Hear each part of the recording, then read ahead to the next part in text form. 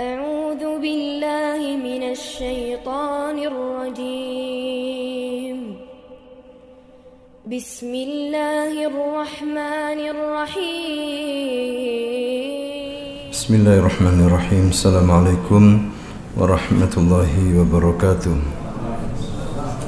إن الحمد لله نحمده ونستعينه ونستغفره ونتوب إليه ونعوذ بالله من شرور أنفسنا وسيئات أعمالنا. من يهده الله فلا مضل له ومن يضلل فلا هادي له. أشهد أن لا إله إلا الله وحده لا شريك له وأشهد أن محمدا عبده ورسوله صلى الله عليه وعلى آله وأصحابه ومن تبعهم بإحسان إلى يوم الدين. أما بعد. اللهم علمنا بما ينفعنا وانفعنا بما علمتنا. رب زدنا علما وارزقنا فهما وأرنا الحق حقا وارزقنا اتباعه وأرنا الباطلا باطلا وارزقنا اجتنابه وأدخلنا برحمتك في عبادك الصالحين إنك ولي ذلك والقادر عليه. آمين يا رب العالمين. إخواني وأخواتي في الله رحمكم الله. أوصيكم ونفسي بتقوى الله فقد فاز المتقون. Para jamaah yang dimuliakan Allah Subhanahu wa taala, pada malam hari ini kita akan membaca kisah tentang Nabi Allah yang bernama Nabi Yusuf alaihissalam, di mana kisahnya banyak sekali mengandung faedah, pelajaran dan hikmah, sehingga Allah Subhanahu wa taala menurunkan satu surah dinamakan surah Yusuf. Surah ini terdiri dari 111 ayat, menceritakan secara khusus tentang Nabi Yusuf alaihissalam, tidak dengan yang lainnya. Hanya surah inilah menceritakan tentang Nabi Yusuf dari mulai masa kecil hingga dewasa, hingga kemudian dia menjadi nabi. Kisah Nabi Yusuf ini, hadirin sekalian, hiburan secara tersendiri untuk Nabi Muhammad sallallahu alaihi wasallam, yang kala itu Nabi Muhammad sallallahu alaihi wasallam mendapatkan tantangan dakwah dari pihak kaum kafir Quraisy. Mereka menyakiti Rasulullah, mereka menyerang Rasulullah dan umat Islam saat itu, sehingga tidak mudah untuk menyebarkan Islam di Mekah. Tantangan yang luar biasa disertai dengan intimidasi, penangkapan, siksaan, ya bahkan pembunuhan kepada kaum muslimin, yang terutama mereka adalah fuqara wal masakin wal abid, ya hamba sahaya. Oleh karena itu Allah Subhanahu wa taala memberikan kisah tentang Nabi Yusuf alaihissalam, yang dimana diceritakan Nabi Yusuf ini diuji oleh Allah mulai kecil hingga dewasa, bahkan di penjara. Tidak hanya kamu ya Muhammad, tapi juga nabi-nabi yang lainnya diuji. Inilah pesan dari Allah Subhanahu wa taala kepada Nabi Muhammad sallallahu alaihi wasallam. Dan juga kita bisa mengambil pelajaran dari kisah Nabi Yusuf ini, terutama dalam hal kesabaran, dalam hal istiqamah, ya, dalam hal bagaimana seseorang lebih mencintai Allah daripada selain Allah Subhanahu wa taala. Bagaimana berbakti kepada kedua orang tua. Kisah Nabi Yusuf ini seperti kisah nabi-nabi yang lainnya, hadirin sekalian, ibrah, pelajaran. Sebagaimana Allah Subhanahu wa taala berfirman dalam surah Yusuf, surah ayat yang terakhir dalam surah Yusuf ini, Allah mengatakan laqad kana fi qasasihim ibratul liulil albab. Sungguh pada kisah-kisah mereka itu ada ibrah, pelajaran bagi orang-orang yang berfikir. Maka hadisan yuftara. Ini cerita bukan kisah dusta, fiktif, ya kisah khayal. Ya ini kisah betul-betul terjadi pada sejarah anak manusia. Sehingga Allah Subhanahu wa taala, hadirin sekalian, ceritakan kepada Nabi Muhammad sallallahu alaihi wasallam agar Nabi tetap istiqamah, terus berdakwah, jangan putus asa walaupun gangguan menghadang. Allah Subhanahu wa taala berfirman di awal surah Yusuf, Ba'da a'udzu billahi minasyaitonir rajim. Bismillahirrahmanirrahim. Alif lam ra. Tilka ayatul kitabil mubin. Alif lam ra ini dibaca seperti itu, ya, dan banyak para ulama tidak berani menafsirkan karena Rasulullah juga tidak menafsirkan apa makna alif lam ra. Huruf-huruf seperti ini dikatakan huruf-huruf hijaiyah, ya, yang dimana Allah menantang bangsa Arab saat itu agar bisa mengungkap makna-makna seperti ini, huruf-huruf seperti ini. Di dalam Al-Quran banyak sekali, ya, 20 lebih, bahkan mungkin 29 makna-makna seperti ini dalam Al-Quran. Diawali dengan seperti ini, seperti alif lam mim, ya, alif lam ra, kaf ha ya ain sad qaf yasin. Ada sebagian orang ingin menafsirkan, tapi ini pendapat yang kurang kuat. Mereka hanya memakai akalnya sendiri tetapi tidak pakai dalil, sehingga terjemahan Depak pun menyerahkan hanya kepada Allah. Diterjemahkan alif lam ra begitu saja.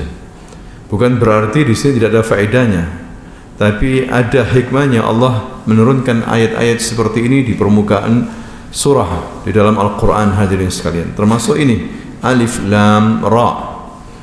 Tilka ayatul kitabil mubin. Itulah ayat-ayat Alkitab. Maksudnya di sini Al-Quran. Nama lain Al-Quran Alkitab, yang jelas, ya, jelas maknanya, jelas bacaannya, jelas kandungannya. Tidak ada yang tidak jelas, semuanya hukum-hukumnya jelas karena datang dari sisi Allah Subhanahu wa taala. Ya, jelas semuanya ayat-ayat Allah Subhanahu wa taala dan mudah untuk dibaca, dipahami, dipelajari walaupun bukan orang Arab.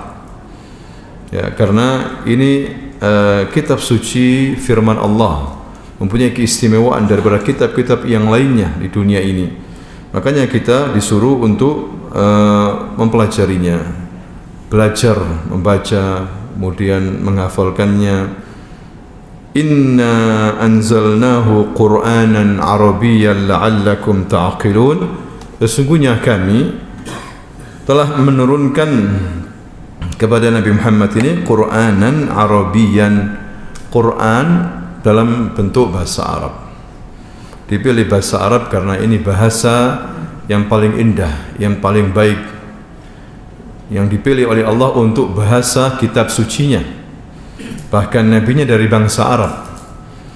Ya, bagaimana seorang benci Arab sedangkan Al-Quran bahasa Arab? Dia ketika sholat membaca doa dengan bahasa apa? Bahasa Arab.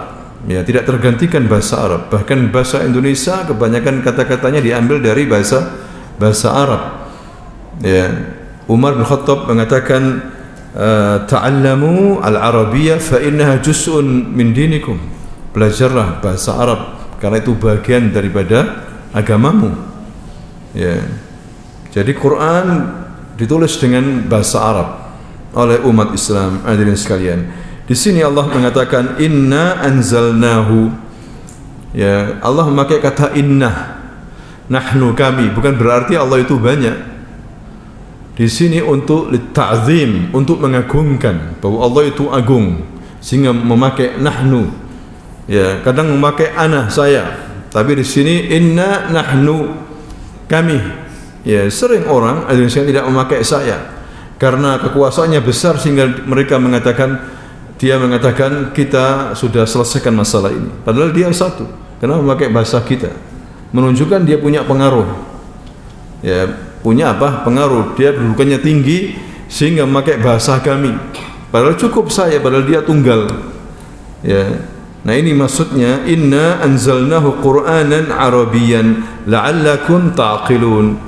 Agar dengan bahasa Arab itu kamu pandai.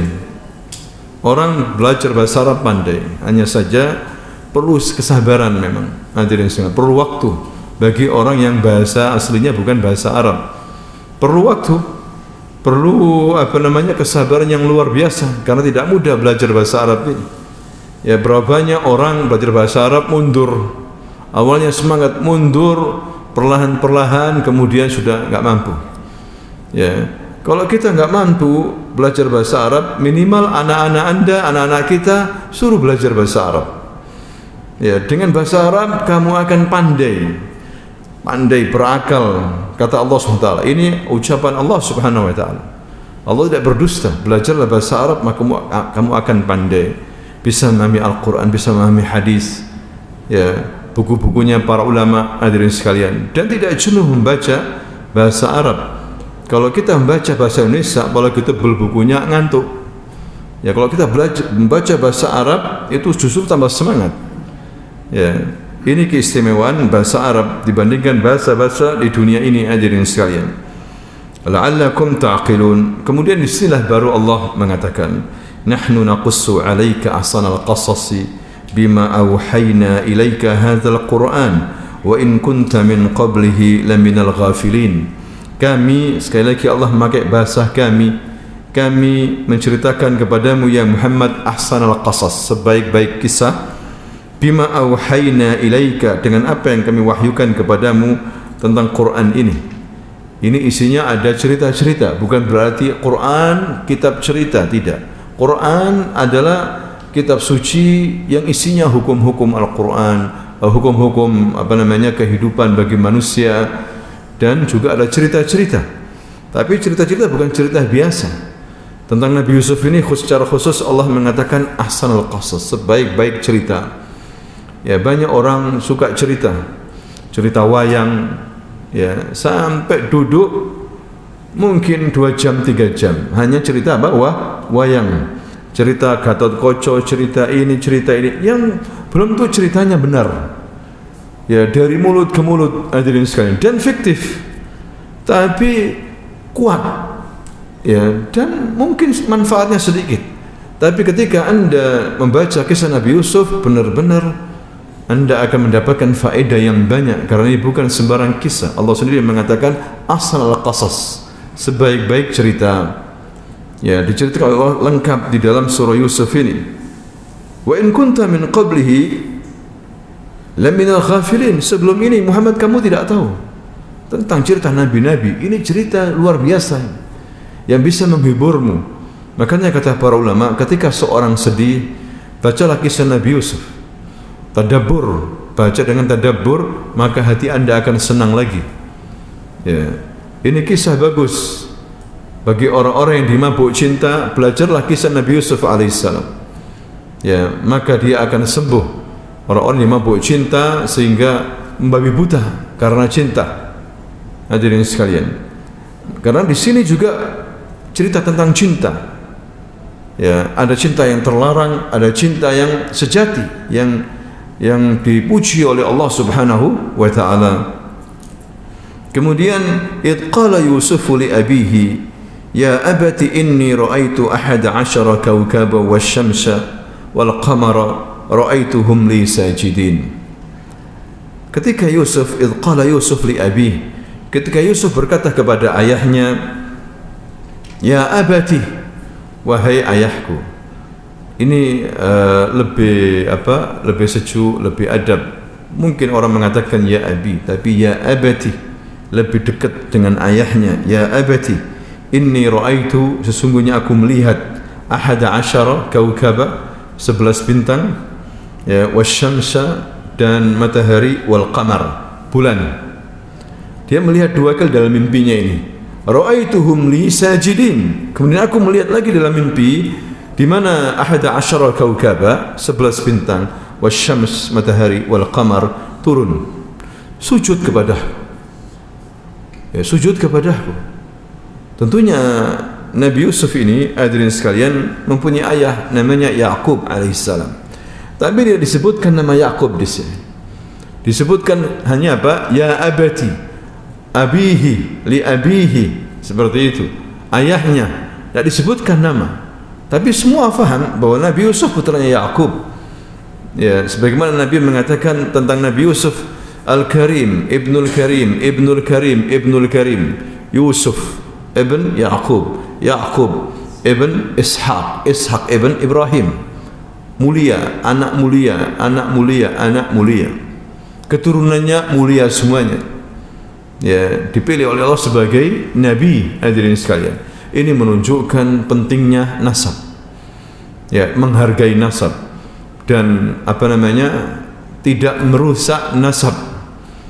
Ya, rumah salihah akan melahirkan keturunan yang saleh.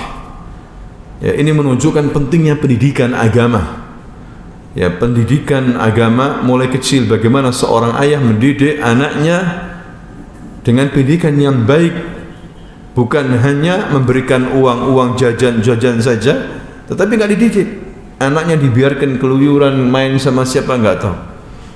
Ya, tiba-tiba kena narkoba, tawuran sana, tawuran sini.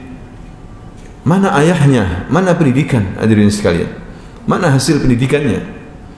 Lihat keluarga Yaqub alaihissalam, Nabi memuji Nabi Yusuf Al-Karim, Ibnul Karim, Ibnul Karim, Ibnul Karim, Yusuf ibn Yaqub, Yaqub ibn Ishaq, Ishaq ibn Ibrahim alaihissalam. Ya, al-anbiya, keturunannya luar biasa sekali. Kemudian kenapa dikatakan di sini ya abi, ya abati, qala li abihi, tidak disebutkan Yaqub alaihissalam? Karena di sini hadirin sekalian, Allah ingin pembaca menghafal nama ini, Yusuf ini, agar konsentrasi pada Yusuf, bahwa ini cerita Yusuf. Ya, kalau disebutkan banyak nama, nanti orang confused, bingung. Ya, siapa peran utamanya? Ya, kalau banyak nama, maka satu nama saja. Karena Yusuf mulai cerita dan akan mengakhirinya hanya Yusuf dalam surah ini. Tidak disebutkan siapa-siapa. Saudara-saudaranya nggak disebutkan siapa namanya. Disebutkan ikhwatu Yusuf, hanya saudara Yusuf, saudara-saudara Yusuf. Tidak disebutkan namanya siapa. Ya, hanya Yusuf, agar kita perhatian, fokus tentang kisah Yusuf ini yang luar biasa. Qala ya bunai la taksus ru'yaka ala ikhwatika fayakidu laka kaida. Maka ayahnya mengatakan, ya bunai, yani ya ibni, ya waladi, la taksus ru'yaka, ini la tukhbir ru'yak, jangan engkau kabarkan mimpimu itu kepada ikhwatika, saudara-saudaramu. Fayakidu laka kaida, maka mereka akan membuat makar buruk kepadamu. Ya, Nabi Yaqub tahu ini bukan sembarang mimpi. Ini mimpi luar biasa. Nabi Yaqub seorang nabi, dia tahu bahwa anaknya suatu hari akan menjadi orang besar, mungkin menjadi nabi dan rasul. Ya, kalau ini mimpi diceritakan kepada saudaranya, nanti mereka akan hasad, iri hati, dendam. Ya, jangan ceritakan semua mimpi Anda kepada siapapun, apalagi mimpi buruk, jangan diceritakan. Khawatir nanti terjadi pada diri Anda dalam kehidupan Anda. Ya, kalau Anda mendapatkan mimpi yang baik, minta kepada Allah agar betul-betul mimpi yang baik itu direalisasikan dalam kehidupan sehari-hari. Mimpi ada 3 macam, hadirin sekalian. Yang pertama, mimpi dari Allah, mimpi yang baik-baik. Yang kedua, mimpi dari setan, mimpi menakut-nakuti kita. Bangun langsung derdek dada kita, jantung deg. Alhamdulillah, hanya mimpi, hanya sebuah mimpi. Ya, mimpi dari setan, ditakut-takuti, mau dibunuh, dikejar-kejar, apa gitu. Dan yang ketiga, mimpi dari perasaan kita, mungkin sebelum tidur kita begitu main-main terlalu keras, ya, debat kusir di warung-warung, debat masuk dalam mimpi. Ya, atau mau tidur nggak doa, atau habis lihat film horor misalnya, sehingga terbawa dalam mimpi. Dua-duanya mimpi buruk ini. Yang baik cuma dari Allah Subhanahu wa taala. Kalau kita mimpi buruk, alihkan posisi badan Anda, kemudian baca ayat kursi. Ya, ini untuk menghilangkan mimpi buruk, hadirin sekalian. Tidak semua orang bisa menakwilkan mimpi, tafsir mimpi. Ya, tidak semua orang. Ya, tapi mimpi seorang mukmin, kata Nabi, bagian daripada kenabian. Bagian daripada 47 atau 46 kenabian. mimpi seorang mukmin. Ya, tapi tidak boleh syariat dibangun dari mimpi-mimpi. Karena ada sebagian golongan syariatnya dibangunkan dari mimpi-mimpi. Ya, tidak bisa seperti itu, hadirin sekalian. Kemudian diberitahukan kepada murid-muridnya. Padahal hanya cuma apa? Mimpi. Padahal itu mimpi bertentangan dengan siapa? Rasulullah sallallahu alaihi wasallam, dengan hadis Nabi. Bagaimana mimpi dengan melihat Rasulullah? Kalau memang dia tahu wajah Rasulullah sesuai dengan hadis, berarti dia melihat Rasulullah. Man ra'ani faqad ra'ani. Barang siapa yang melihat dalam mimpinya aku, maka dia telah melihatku. Fa inna syaitan la yatamassal bih. Karena syaitan tidak mungkin menyerupakan aku. Ada orang mengatakan, tadi malam saya mimpi Rasulullah. Saya tanya, apa kamu melihat wajahnya? Enggak. Dia pakai gamis membelakangi saya. Belum tentu Rasulullah itu. Ya, belum tentu mimpi Rasulullah. Ya, kalau Anda mimpi Rasulullah langsung berhadapan wajahnya, kemudian dilihat dalam hadis bagaimana wajah Rasulullah itu, pipinya bagaimana, matanya bagaimana, rambutnya bagaimana. Kalau sesuai berarti Anda mimpi siapa? Rasulullah sallallahu alaihi wasallam. Kalau hanya dari jauh pakai gamis, belum tentu itu Rasulullah. Bisa jadi dukun pakai gamis, bisa jadi Syekh Fulan, ya, nggak harus Rasulullah. Nggak lihat, hadirin sekalian. Lihat pun perlu dicek, ya, sesuai nggak wajahnya dengan Rasulullah Sallallahu Alaihi Wasallam. Jangan asal mengatakan mimpi Rasulullah, ini orang mimpi Rasulullah, ya, seperti itu. Nah, kita bicara mimpi di sini, maka ayahnya Nabi Yusuf Yakub ini melarang Yusuf untuk menceritakan kepada saudara-saudaranya karena khawatir membuat makar. Walaupun kakak adik, brothers, saudara-saudara, terkadang ada yang tidak baik. Terkadang ada yang tidak baik. Padahal mereka ini anak-anak Nabi. Hadirin sekalian, membuat makar kepada adiknya. Ya. Bukan berarti Nabi Yakub tidak mendidik mereka. Nabi Yakub mendidik mereka setiap hari. Tapi terkadang diuji seorang Nabi dengan anak-anaknya. Ya, berapa banyak anaknya kiai, anaknya ustaz, ternyata begini-begini. Sudah diajari, sudah diuji. Hadirin sekalian, diuji oleh Allah sebagaimana Nabi Yakub alaihissalam. Kemudian Nabi Yakub mengatakan, "Inna syaitan lil insani aduwwum mubin." Sungguhnya setan itu bagi manusia musuh yang nyata. Ya, setan akan menggoda setiap manusia untuk menyesatkan manusia agar dendam, agar iri hati, agar membuat rencana buruk untuk saudaranya. Setan bahaya. Supaya kita dijauhi dari setan, minta perlindungan kepada Allah, zikir pagi dan petang, salat berjamaah, ya, suka baca Quran. Jangan lupa masuk kamar mandi doa, keluar kamar mandi doa. Hadirin sekalian, hal-hal yang bisa menjauhkan dari setan kita lakukan, ya, seperti itu, karena setan musuh yang nyata. Kemudian Nabi Yakub meneruskan, wa kadzalika yajtabika rabbuka wa yu'allimuka min ta'wilil ahadits. Maka demikianlah Tuhanmu ya Yusuf mengajari kamu tentang tafsir mimpi. Kamu akan diajari oleh Allah tafsir mimpi. Ternyata benar, Nabi Yusuf diberikan kelebihan, kekuatan tafsir mimpi sampai nanti bisa menyelamatkan negeri Mesir dari kekeringan, sampai membuat negeri Mesir berjaya setelah 15 tahun. Ya, ini luar biasa, hadirin sekalian. Nabi Yusuf mendapatkan apa? Ilham dari Allah menafsirkan mimpi. Wa yutimmu ni'matahu 'alaik, dan Allah menyempurnakan nikmatnya kepadamu. Wa 'ala ali Yaqub, dan atas keluarga Yaqub.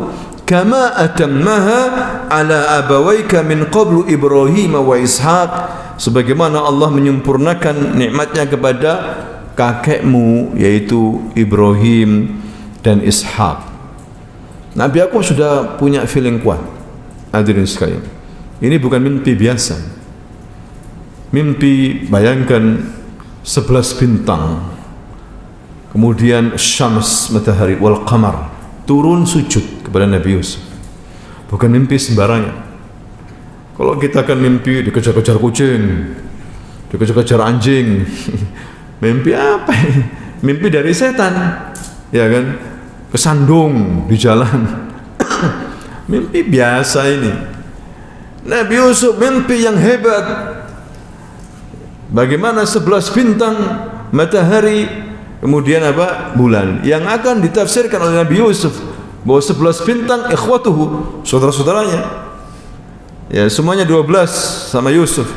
2 yang beda ibu, Yusuf dan Binyamin. Ya, yang satu ibu ini Yusuf dan Binyamin. Yang lainnya apa namanya? Seibu, ya, 10. Kemudian wasyams abuh, ayahnya, wal qamar ummuh, ibunya. Tapi hadirin sekalian, kenapa mimpi ini kemudian tersebar? Yusuf itu masih kecil. Ayahnya mengatakan jangan ceritakan. Namanya anak kecil diceritakan kepada saudara-saudaranya, sehingga ada rasa hasad, iri hati. Makanya setelah mimpi itu memang ayahnya Nabi Yakub ini sangat dekat sama Nabi Yusuf. Dia tidak mau kehilangan sama Nabi Yusuf. Nabi Yusuf selalu di sisinya, disayang. Ini yang dilihat oleh saudara-saudaranya Yusuf ini, bahwa abinya nggak adil. Masa Yusuf aja yang dekat, yang lainnya. Tapi sebetulnya bukan seperti itu, karena sudah ada rasa hasad, iri hati. Ya, sudah ada rasa hasad dan iri hati. Nabi Yakub takut kalau anak ini ada apa-apa. Wajar seorang ayah, dan Nabi Yusuf ini punya akhlak baik mulai kecil. Wajar seorang ayah mencintai lebih pada anak yang punya akhlak yang baik. Itu suatu hal yang wajar. Dan Nabi Yakub pandai, bukan orang bodoh, bukan orang tua bodoh. Dia Nabi. Waktu itu sudah tua, hadirin sekalian. Inna rabbaka alimun hakim, sungguhnya Tuhanmu maha mengetahui, hakim, dan maha bijaksana. Allah mengetahui semua yang ada di bumi, mengetahui yang ada yang di langit, mengetahui yang zahir, yang batin. Allah tahu. Mengetahui isi hati kita. Kita ini hasad, iri hati, dendam, Allah tahu. Makanya kita harus takut kepada Allah, hadirin sekalian. Karena Allah alim, ilmunya mencakup semuanya. Kita tidak bisa meliputi ilmu Allah, tapi kita diberi oleh Allah ilmu. Makanya kita jangan sombong. Kalau kita diberikan ilmu, ketahuilah ilmu itu dari Allah. Ada yang mengatakan ini ilmu dari saya belajar mati-matian. Jangan sombong, sebetulnya itu ilmu diberi oleh Allah kepada kamu. Sampai kamu meraih S2, S3, profesor, itu dari Allah. Jangan kamu sombong. Kalau Allah enggak memberi ilmu, kamu tidak bisa. Ya. Makanya Allah alim. Allah itu mengetahui, berilmu. Ilmunya Allah dibandingkan ilmu makhluk enggak ada artinya. Hadirin sekalian. Hakim, bijak. Ya, betul-betul hukumnya bijak. Tidak ada yang dolim, walaupun hukum rajam, walaupun hukum tangan. Betul-betul hikmah. Ya, penuh dengan hikmah dan bijaksana. Tidak ada yang kejam. Semua untuk kebaikan, hadirin sekalian. Tidak ada hukum Islam ini kejam, dan tidak usah takut kepada Islam. Orang-orang barat takut kepada Islam. Ya. Karena mereka sebetulnya apa? Takut kalau maksiat dilarang. Karena hidupnya mereka tiap hari dengan maksiat, zina, khamr. Sedangkan Islam melarang yang itu. Hal-hal yang buruk dilarang oleh Islam. Hal-hal yang baik diperintahkan untuk dilakukan. Hadirin sekalian, itu kenyataan yang ada. Kemudian Allah meneruskan di sini, laqad kana fi Yusufa wa ikhwatihi ayatul lisailin. Sungguh ada pada cerita Nabi Yusuf ini dan saudara-saudaranya tanda-tanda bagi orang-orang yang bertanya. Kalau Anda punya kesulitan, bacalah tafsir tentang surah Yusuf ini. Anda akan mendapatkan jawabannya. Ayah susah mengatur anak-anaknya, bacalah kisah Nabi Yusuf. Maka Anda mendapatkan apa? Solusinya. Ayatul lisailin, tanda-tanda bagi orang-orang yang bertanya. Ya, silakan baca tentang ayat-ayat demi ayat surah Yusuf. Kalau ada seseorang mencintai seorang gadis, ya sudah kasmaran, atau sebaliknya seorang laki-laki sehingga cintanya berlebihan sampai ada yang mau bunuh diri. Saya kalau tidak melihat dia mati saya. Ya, Pokoknya saya harus nikah sama dia. Enggak nikah, bunuh diri saya. Bayangkan, seakan-akan dia yang luar biasa. Orang seperti ini, ya kasmaran seperti ini yang membabi buta, ini bahaya. Baca tentang Nabi Yusuf. Ada di dalamnya cinta yang luar biasa. Ya, dan bagaimana cinta-cinta yang tidak benar akan mengakibatkan hal yang fatal. Sebagaimana Imra'atul Aziz, tidak disebutkan siapa Imra'atul Aziz, istri daripada pembesar Mesir. Walaupun dalam sejarah dikatakan Zulaikha, dalam Al-Quran enggak diceritakan namanya, enggak disebutkan namanya, tidak penting itu. Agar orang fokus sama Nabi Yusuf. Begitu hadirin sekalian. Ya, Imra'atul Aziz, istri pembesar Mesir, bagaimana mencintai Yusuf. Mulai muda sudah cintanya luar biasa, sampai sudah enggak kuat. Ketika suaminya enggak ada, dijebak Yusuf di suatu kamar, kemudian dipaksa untuk selingkuh. Ya, enggak kuat. Nabi Yusuf subhanallah masih muda waktu itu, jauh dari orang tua, di tempat yang tertutup, dan yang minta bukan dia, perempuannya. Semua hal bisa Nabi Yusuf untuk selingkuh bisa. Hadirin sekalian, siapa pemuda yang bisa bersabar seperti itu? Tapi Nabi Yusuf berhasil mengajari kepada kita. Namanya anak muda. Ya, wong dia enggak diminta. Wong dia diminta, maksudnya dia enggak meminta, dia diminta dan tertutup. Enggak ada orang. Ayahnya di Palestina, sedangkan dia di Mesir. Biasanya kalau jauh dari orang tua mudah untuk berbuat maksiat. Tapi Yusuf tidak. Dia berlindung kepada Allah. Dia melarikan diri. Begitu juga bagaimana perempuan-perempuan Mesir mencintai Yusuf, agar Yusuf bersama mereka gantian. Yusuf, engkau bersama kita mungkin 2 hari, sama ini 2 hari, dijadikan gigolo. Bayangkan, sama pejabat-pejabat, perempuan-perempuan elit Mesir. Ya, tapi Nabi Yusuf penolak. Luar biasa ini hadirin sekalian. Ya, mereka cinta membabi buta, cinta yang tidak selayaknya. Di sini menunjukkan waktu Mesir negeri yang rusak, negeri yang rusak luar biasa. Hadirin sekalian. Nah, ini kita belajar Nabi Yusuf alaihissalam. Ya, terjadi pada zaman sekarang ini. Bagaimana seorang pemuda sudah enggak kuat, ada uang, ada kesempatan. Ya, kalau dia enggak takut sama Allah, rusak dia, jatuh dalam kehancuran. Maka lihat Nabi Yusuf alaihissalam, laqad kana fi Yusuf wa ikhwatihi ayatul lisailin. Ada pada kisah Nabi Yusuf dan saudaranya adalah tanda-tanda ayat-ayat Allah bagi orang-orang yang ingin bertanya masalah-masalah keluarga, masalah cinta, masalah bagaimana menghadapi ujian. Nabi Yusuf di penjara 8 tahun, 9 tahun, enggak salah di penjara. Salah apa dia di penjara lama begitu? Hadirin sekalian. Tapi dia sabar luar biasa. Ya, kalau orang sekarang stres, enggak salah di penjara. Habis itu stroke, mati habis itu. Ya, lihat Nabi Yusuf alaihissalam, sabar azim, sabrun jamil. Dan juga ayahnya diuji kehilangan anaknya. Dia sedih, tapi tidak sampai putus asa. Hadirin sekalian. Nah, kemudian dimulai dari sini cerita. Idh qalu la Yusufu wa akhuhu ahabbu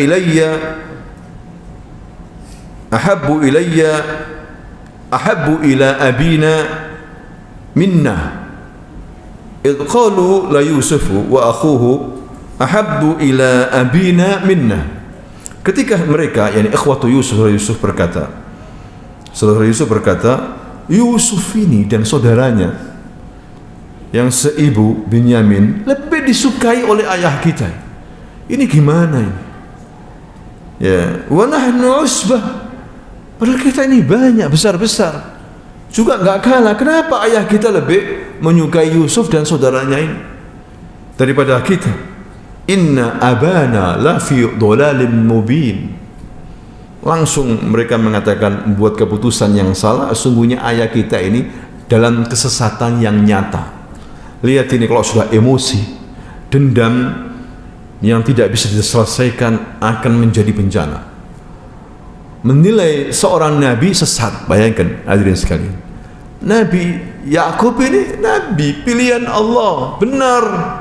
tapi dikatakan apa? Sesat. Berapa banyak dai-dai mengajak untuk kembali Quran dan hadis, sesat itu. Wahabi, sesat, ya kan? Berapa banyak seperti itu. Padahal mereka mengajak kepada kitab Allah wa sunnah Rasulullah.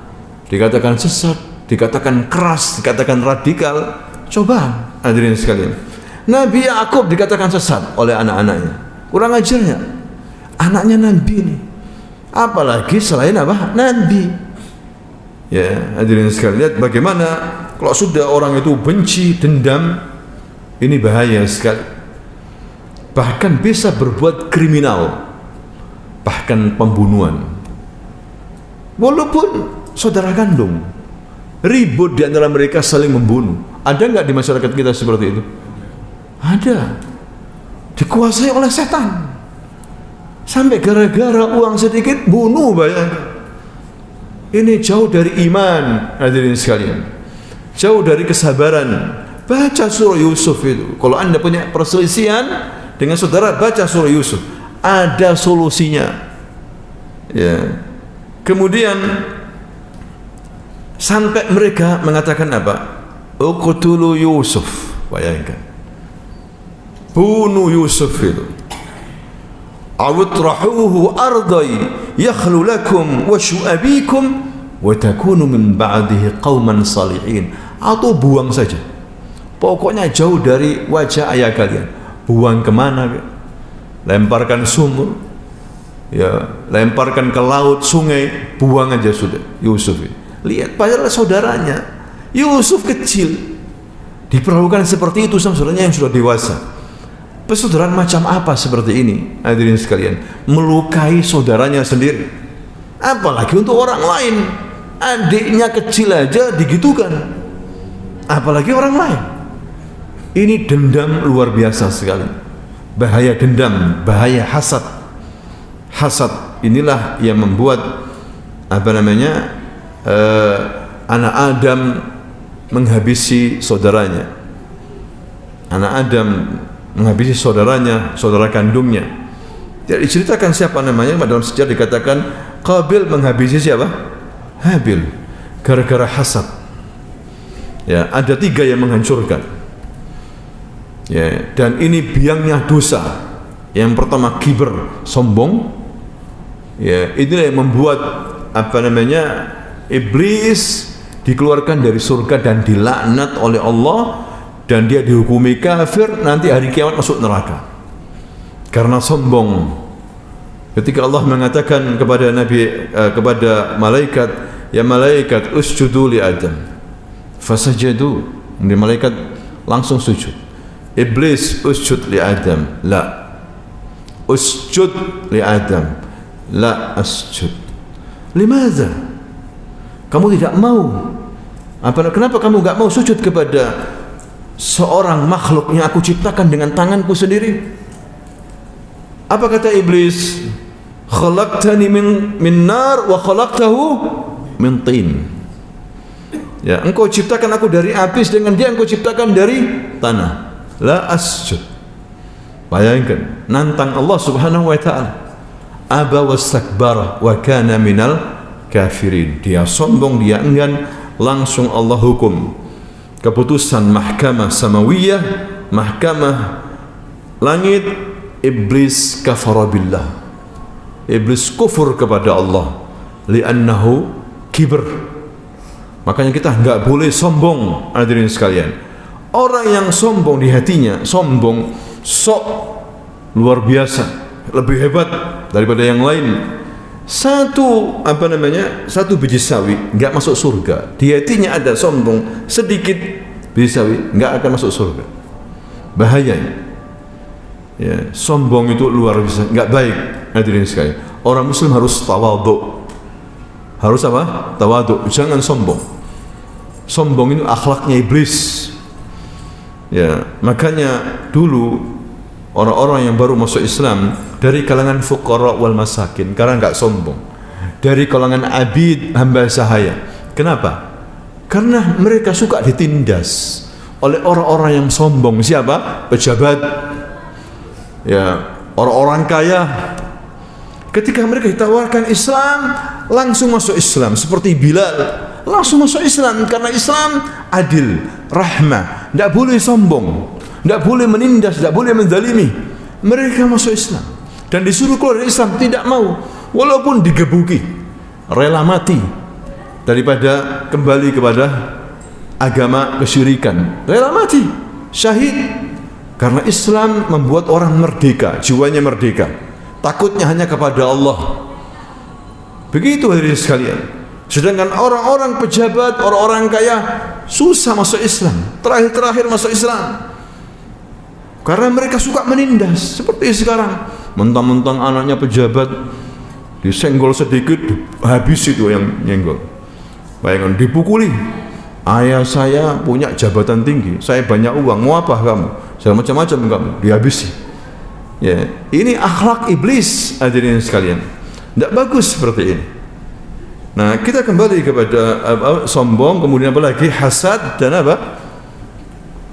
Hirs dunia, terlalu tamak dengan dunia. Ini yang menghancurkan orang. Azan ini. Hah?